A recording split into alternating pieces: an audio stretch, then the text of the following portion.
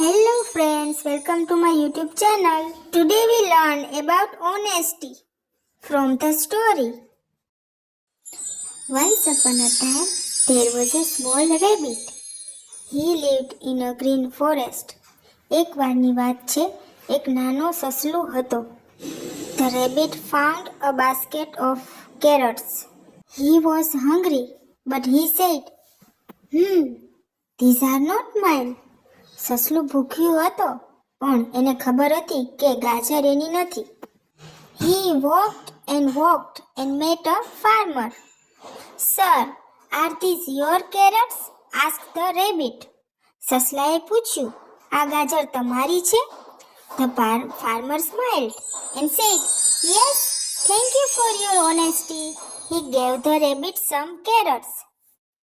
The rabbit was very happy and said, being honest is good. સચ્ચાઈ હંમેશા સારી હોય છે. So children, moral of the story, be honest. Honesty makes everyone happy. Subscribe for more videos.